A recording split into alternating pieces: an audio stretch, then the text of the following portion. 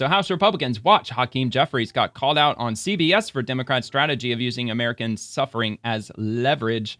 Jeffries and his Democrat colleagues voted against the clean bill to fund the government, hurting food stamp recipients, federal workers, and our national security. So he might endorse him in this clip. I doubt it. I think this is just a different subject than that, but we'll just see. I want to come back to healthcare in a moment, but the Treasury Secretary accused you of playing politics personally. And I know that your Democratic whip, Catherine Clark, said on Fox this past week that shutdowns are terrible, but as she put it, it's one of the few leverage items Democrats have. She did say that. Do you think Democrats are gaining from this fight? No, our focus continues to be on driving down the high cost of living for everyday Americans. Donald Trump and Republicans promised that they would... High cost of living? Is he fucking kidding? Where is the highest cost of living in the country? Are they in red areas or blue areas? Like, by far, the highest cost of living is exclusively in areas run by local Democrats, not even on the federal level. We're just talking on the county level, the city level. All run by Democrats, the high cost of living. So what the hell is he talking about? Lower costs on day one. We know costs haven't gone down. They're going up. Inflation is moving in the wrong direction. The Trump tariffs have made life more expensive for the American people to the tune You notice how federal Democrats like to pretend that there is no local government? Electricity bills are through the roof. Housing costs are too high. Childcare costs are too high. Groceries too expensive. And yet, what Democrats always do, they explain things that are problematic. Childcare costs are too high. Housing is too high. Okay, yeah, well, duh. We're all aware of that. What the hell are you going to do to solve it? I mean, they like to point out problems, but they never, ever offer solutions. And the farthest they usually go is, I got a 10-point plan to get housing costs down, and they just never explain it. It's just always just vague nonsense. As far as the childcare, a lot of it's rooted in the insurance industry because childcare or insurance to run childcare facilities is extremely high right now, which is forcing them to charge as much as they are. Most daycare centers aren't just a bunch of greedy bastards that are trying to, suck every dime they possibly can from everybody. Some of them might be a little financially predatory, but from my understanding, it primarily is driven by the insurance industry. But all right, but anyway. And now tens of millions of Americans are at risk of having their premiums explode. In some cases, by $1,000 to $2,000 per year. That's what this fight for us is all about. Republicans some Democrats are saying $25,000 a year. Every week for the last 6 weeks. The Democratic position, Margaret, has been clear. Cancel the cuts, lower the costs, save health care. Well, that was the quote from the whip herself when she said leverage.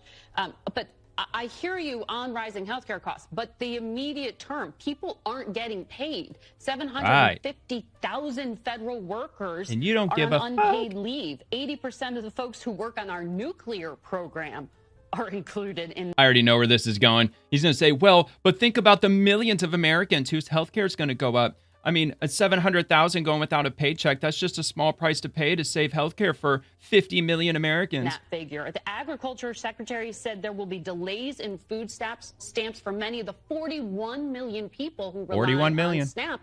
And then at airports across the country, half of the flight delays, according to the Transportation Secretary, are because the season. Of staffing it's coming. Shortages. This pain is real now. So is there a point at which it becomes too great to justify continuing the shutdown? Not for Marxists. Well, there is an urgent need to reopen the government, which is why we continue to. Which is kind of ironic, really, if you think about it. Sit at the negotiating table so we can enact a spending agreement that's bipartisan in nature. That's what we've called for from the very beginning. But the Republicans are saying they won't do that until you pass the funding bill, the clean funding bill that already passed. Yeah, you got to pass that first. Why can't Democrats in the Senate get on board with that? Now notice, this is CBS. This is CBS. And not just CBS, but NBC and CNN, they've also stated specifically to Democrats on their show that it's a clean CR, meaning that Republicans did not add anything to it. It is a bare basic spending bill just to carry the government over. I think originally it was like 8 weeks until the main spending bill is up to get passed in November. And it's the same CR bill that they've passed 13 times in the past. All throughout Biden's administration, they've passed the exact same bill. And I did read somewhere that there were tiny little provisions here, tiny little provisions there, like $3 billion needed to be added to go to some military something or whatever. But apparently this CR bill doesn't include any of that. It's just some basic, let's keep the government open for 8 weeks until we can get the next year's spending bill approved. And the current CR bill is like 20 pages, 27 pages long. It's not some like complicated monstrosity. It is a clean CR bill. And even the left wing and the liberal pundits on mainstream news, they're even saying that. And they're expressing that when they talk to people like Hakeem Jeffries, that, dude, it's a clean CR bill. What the hell are you doing? And I'm thankful for the leadership of Chuck Schumer and Senate Democrats that we were not going to support a partisan Republican spending bill that continues to gut the health care of the American people in an environment. There's nothing in the CR bill about that at all. There's nothing about that at all. He might be talking about the one big beautiful bill, but that's already been passed. That was passed back on July 4th. So that's, in terms of the speed at which our politics are moving, that shit's ancient history at this point. Where Republicans have already enacted the largest cut to Medicaid in American history. Because of fraud, waste, and abuse. And community-based health centers are closing all across the country. There's the possibility. They allocated $50 billion for rural hospitals. That was in the one big beautiful bill. And they like to try to skirt past that, but that's absolutely a fact. That Medicare could face a $536 billion cut, the largest cut to Medicare in history, if Congress doesn't act by the end of this year because of what Republican policies have done in their one big ugly bill. And now they refuse to extend fraud, affordable waste, care and and tax abuse. credits. That impacts working class Americans, middle class Americans, and everyday Americans throughout the country, including in rural America. Well, they haven't refused. Leader Thune said he'd even put that up for a vote if you open the government first. But it's not about that. It's not about that at all.